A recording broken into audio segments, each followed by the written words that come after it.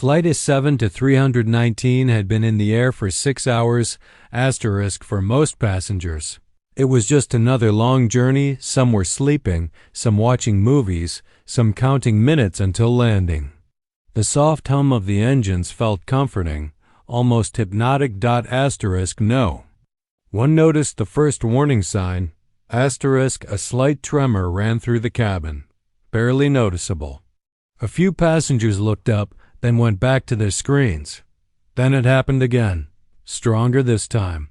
Asterisk, the man in seat 26A Ethan Cole looked out of the window. The sky outside was strange. The clouds were darker than usual, thick and heavy, like a storm waiting to explode. Asterisk suddenly, the seatbelt sign turned on. Ding. A flight attendant walked quickly down the aisle, her smile forced, her eyes tense. Asterisk, please. Return to your seats and fasten your seatbelts, she said. Another tremor shook the plane. A baby started crying. Then silence. The engine sound faded, asterisk not completely. Just enough to feel wrong. People looked at each other. What's happening? Someone whispered. The plane dropped suddenly. Passengers screamed as their stomachs lifted. Luggage fell from overhead bins. Oxygen masks exploded from the ceiling, swinging violently. Panic spread like fire. Ethan grabbed his armrest as the aircraft shook harder than before. Then the captain's voice came on, usually calm, confident, asterisk this time. Different, asterisk, ladies and gentlemen, he said, pausing for a moment too long. This is your captain speaking. You could hear heavy breathing. We are experiencing an unexpected technical situation. Asterisk, a woman shouted, What does that mean? The captain continued, his voice now lower. We have lost communication with air traffic control. Another pause. And we are working to restore engine power. That's when people realized something terrifying. He didn't say engine. He said engines. A man stood up, yelling, Sit down! Sit down! As others tried to grab their phones. No signal. Nothing. Asterisk outside, lightning flashed inside the clouds, but there was no thunder. Just a deep, unnatural glow. The plane shook violently again. A flight attendant fell to her knees, gripping a seat to stand back up. Ethan saw fear in her eyes, real fear. Not trained fear. Human fear. Asterisk. The captain spoke. Again. Asterisk, brace position. I repeat, brace position. Screams filled the cabin. Parents held their children tight. A couple held hands, whispering prayers. Someone laughed hysterically in the back. Ethan felt his heart pounding so hard it hurt. The captain's final announcement came through, broken by static. Asterisk. We are losing altitude rapidly. Static. Our navigation systems are offline. Static again. Then, quietly, asterisk. We don't know where we are. The plane tilted sharply to the left. Passengers slammed into each other. Overhead bins burst open. A man hit his head and didn't get back up. The sky outside turned completely black. No stars. Asterisk. No city lights. Nothing. The captain's voice returned one last time, almost a whisper now. Asterisk. There is no airport. No clear landing zone. Asterisk. The plane dropped again, faster than before. People screamed. Ethan closed his eyes as the cabin lights flickered. Then total darkness. For a brief moment, everything went silent. No screams. No engines. Asterisk. Just the sound of wind tearing past metal. And then the captain said the words that froze every soul on board. May God forgive us. We are going down. The screen cut to black. End of part 1. Asterisk. If you want, I can make it more horror, convert it into YouTube narration. Script asterisk, add cinematic background cues. Ethan didn't know how long he had been unconscious. Asterisk seconds? Asterisk minutes? Asterisk when he finally opened his eyes, the first thing he noticed was the silence. No screaming, no engine noise, no alarms, just an eerie, unnatural quiet. Asterisk snowflakes drifted through a massive tear in the aircraft's body, melting as they touched warm metal. The smell of smoke, fuel, and burning wires filled the air. Ethan tried to move. Pain shot through his chest. Asterisk he gasped and realized his seatbelt was still locked. Around him, seats were ripped apart like paper. Some were empty, others. Asterisk he looked away. Asterisk hello? He whispered. No answer. Then a faint sound, coughing. Ethan forced himself to unbuckle and stumbled into the aisle. His legs shook as he stepped over debris. The plane had split in half. The front section was completely destroyed. Asterisk near the emergency exit, a woman was sitting against the wall, blood running down her forehead. Asterisk, you're alive, she said, her voice shaking. So are you? Ethan replied. They stared at each other for a moment, shocked as if survival itself didn't make sense. Asterisk one by one. Others emerged from the wreckage. A middle-aged man with a broken arm. A young couple. Still holding hands. Asterisk a flight attendant. Limping badly. A quiet teenager who hadn't spoken a word. 7 survivors. Out of 180. The flight attendant, her name tag read Lucia, looked around slowly, her face pale. This isn't possible, she whispered. Ethan stepped outside through the broken fuselage. The cold hit him instantly. They were surrounded by mountains, massive, sharp, endless. Snow-covered trees stretched for miles in every direction. No roads, no lights, no signs of life, just wilderness. We'll freeze out here, the injured man said. Asterisk Lucia shook her head. We need to stay near the plane. Rescue will come. Asterisk but. Even as she said it, her voice lacked confidence. Asterisk Ethan looked up at the sky. No planes. No stars. Asterisk just thick clouds moving unnaturally fast. Asterisk. They searched the wreckage for supplies, blankets, flashlights, a first aid kit. No radio. No working phone. Then the teenager spoke for the first time. This place doesn't feel right. Everyone turned toward him. What do you mean? The woman asked. He pointed toward the tree line. There are no animal sounds. Asterisk. They listened. He was right. No birds, no wind, no insects. Just silence. Suddenly, a scream echoed through the forest. All 7 froze. Did that come from the plane? Someone asked. Asterisk. No, Ethan said slowly. It came from out there. Lucia grabbed a flashlight and shined it toward the trees. That's when they saw it. Footprints in the snow, large, deep, and leading away from the crash site. Asterisk the broken arm man shook his head. Rescuers? But the prints were wrong. Too wide, too uneven, and there were only 3 of them. Asterisk. The young couple backed away. Asterisk. We need to get inside the plane, the woman whispered. Asterisk before anyone could move. Branches snapped. Asterisk something moved between the trees. Fast. Too fast. Asterisk run. Someone shouted. Asterisk they rushed back into the wreckage, slamming the emergency door shut. Everyone pressed together, breathing hard. Asterisk the teenager whispered, It was watching us. Minutes passed. Nothing happened. Asterisk then tap, tap, tap. Something hit the side of the plane. Slow, deliberate. Tap, tap, tapped. Asterisk Ethan's heart felt like it would burst. Then it stopped. Silence again. Asterisk Lucia spoke quietly. At daylight, we'll signal for help. Ethan didn't answer. He was staring at something outside the broken window. Asterisk far in the distance. A shape. Metal. Another airplane wing. Rust covered. half buried in snow, not theirs. His blood ran. Cold. Asterisk, how long do you think we've been missing? He asked. No one replied, because deep down, they all knew the truth. No one was looking for them, and whatever lived in these mountains had already found them.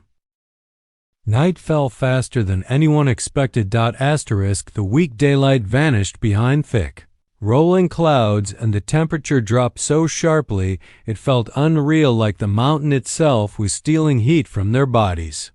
The survivors huddled inside, the broken fuselage wrapped in thin blankets salvaged from the plane. No one spoke. Fear had a weight. It pressed against their chests, making it hard to breathe. Asterisk, Ethan sat near the torn window, unable to stop staring at the distant wreckage they had seen earlier. Another plane. Old. Forgotten. Asterisk. This place doesn't show up on any flight map, Lucia said quietly, breaking the silence. I've flown this route for 10 years. Asterisk, the broken-arm man, Richard, let out a bitter laugh. So we fell off the map. No one smiled. The flashlight batteries were already fading. Shadows twisted along the metal walls as the wind howled. Outside, still no animal sounds. Asterisk, the teenager Noah sat apart from the others, knees pulled to his chest. They come at night, he said suddenly. Everyone turned toward him. Asterisk, who comes? The young woman asked. Asterisk, Noah swallowed. I don't know what they are, but they don't like light. Asterisk, Ethan frowned. How do you know that? Asterisk, Noah hesitated. Because we're not the first. Asterisk, Lucia's eyes widened. What do you mean? Asterisk, before. Noah could answer. The emergency radio crackled. Static filled the cabin. Everyone froze. Asterisk. That's impossible, Lucia whispered. The radio was dead. The static grew louder. Then a voice broke through. Distorted. Slow. Flight of 7 to 319? Ethan felt his stomach drop. That's us, Richard said. That's our flight number. The voice continued. We're not supposed to survive the landing. The young couple started crying. Lucia grabbed the radio. This is flight of 7 to 319. We have survivors. Repeat, we have survivors. Static. Then laughter. Low, unhuman. The radio went silent. Asterisk, Noah whispered, They know. Suddenly, something slammed against the fuselage. Hard. The plane shook. Scream echoed outside. Human. Asterisk, help me. Asterisk, Lucia stood up. Someone's out there. Asterisk, Ethan grabbed her arm. No, that's a trap. The scream came again, closer. Please, it's cold. Asterisk, Richard moved toward the door. We can't. Leave someone out there. Asterisk, before anyone could stop him, he opened the emergency exit. Cold air rushed in. The screaming stopped instantly. Something lunged from the darkness. Richard was pulled out in a blur of movement. The door slammed shut on its own, crushing his arm. Then silence. Blood seeped under the door. The survivors backed away, shaking. Asterisk, Noah covered his ears. I told you. Minutes passed. Then footsteps. Slow. Heavy. Circling the wreckage. Ethan held the flashlight toward the door. Asterisk, a shadow passed over the broken window. Tall, wrong. Asterisk. The radio turned on again. Same voice. You can't leave. You never do. Asterisk, Lucia broke down crying. What is this place? Ethan looked again at the distant plane wreckage through the window. He saw something new. Lights. Faint emergency lights flickering on inside the old plane. Asterisk. No, he whispered. That plane is active. A memory hit him suddenly. New stories he had once seen. Planes disappearing. No wreckage found. No black boxes recovered. This wasn't an accident zone. It was a collection. The radio crackled once more. At dawn the choice will be given. Asterisk. What choice? Ethan demanded. The voice answered, "Stay and be erased, asterisk, or," a long pause, "run and be hunted." The radio died. Outside, the footsteps moved away. Silence returned, but this time it felt worse. Asterisk Ethan looked at the remaining survivors, Lucia, the young couple, and Noah. 5 had become 4. By morning, he knew it would be fewer. Asterisk because whatever lived in these mountains didn't just kill. Asterisk it waited. The first light of dawn barely touched the snow-covered mountains. Asterisk Ethan and the remaining survivors, Lucia, Noah, and the young couple, Mia and Daniel, huddled inside the shattered fuselage, shivering. Their breaths came in clouds. Their bodies ached. Their hearts raced. Asterisk outside, the silence had changed. It was no longer natural. It was watching, waiting. Asterisk Ethan's eyes scanned the tree line. Nothing moved, and yet he felt it. The eyes, hundreds of unseen eyes piercing through the darkness. Asterisk, we can't stay here, Ethan whispered. We need to move. Asterisk Lucia shook her head. The radio said, "Stay and you're erased. Run and you're hunted." Asterisk Noah's face was pale. They're going to come. It's not a warning. It's a rule. Asterisk Ethan swallowed.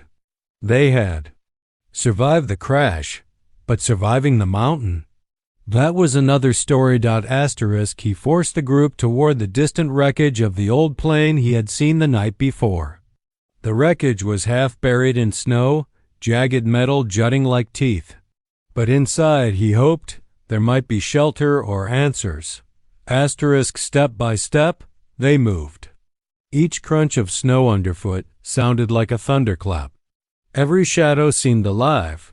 Then they saw it. Footprints. Hundreds of them. Leading from the old wreckage toward them, and they weren't human. Run, Noah hissed. Asterisk they sprinted, hearts pounding, limbs numb from cold and fear. Behind them, something crashed through the trees. Trees snapped. Snow flew into the air. A low, guttural growl followed, echoing through the mountains. Asterisk they reached the old plane. Its door was slightly ajar. Without thinking, they rushed inside. Asterisk it was empty. Dust and debris coated every surface. Then, in the faint morning light, they saw hundreds of crumpled papers. Flight manifests. Black boxes, newspapers, all from flights that had disappeared. Asterisk, this is impossible, Mia whispered. Asterisk, no one ever finds them, Daniel added, eyes wide. Not the missing planes, not the bodies, just erased. Suddenly, the radio one of the old plane's radios crackled to life.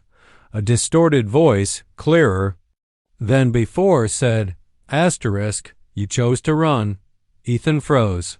And now, you will be hunted. Asterisk, the walls of the plane seemed to vibrate. The growling returned closer, louder. It was surrounding them. Asterisk Lucia grabbed a metal pipe for protection. We fight. We don't just die. Asterisk, the sound of breaking branches grew louder. Shadows moved outside the windows. Shapes taller than men, impossibly fast. Limbs bent in unnatural ways, their faces unseen, but they radiated something ancient and hungry. Asterisk Ethan realized the only way out was over the cliff beyond the wreckage. It was their only chance. But the cliff led to a valley covered with hundreds of other plane wrecks, the mass grave of vanished flights. Asterisk jump, Ethan said, urgency in his voice. It's the only way. Asterisk Mia grabbed Daniel's hand. Noah hesitated. Lucia looked at the radio one last time. Asterisk the growls reached the door. The shadows were pressing against the fuselage, forcing them forward. Asterisk they ran toward the cliff. The snow gave way beneath their feet. The wind howled, threatening to throw them over before they were ready. Behind them, something screamed human, yet not. A mixture of rage and hunger that chilled the soul. They reached the edge. The valley below stretched endlessly. Hundreds of wrecked planes lay beneath them, twisted metal glinting like bones in the weak sunlight. "Jump," Ethan urged. One by one, they leaped. Snow and ice shattered beneath their fall. Pain exploded in their limbs, but they kept moving. Behind them, the shadows stopped at the cliff's edge. They didn't jump. They didn't follow. They simply stared, watching, waiting, promising. That escape was temporary.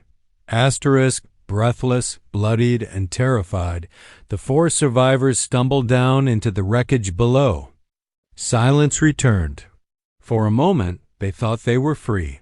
Then the radio, somehow still alive, crackled again. "You survived."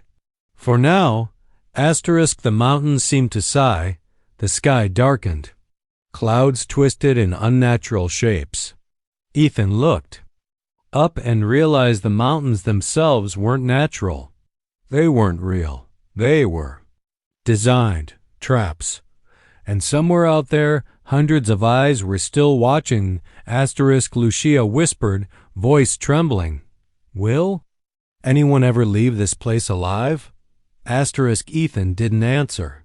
He only stared at the horizon, knowing one truth. The mountains took what they wanted. They tested what they wanted. And they always came back for the rest.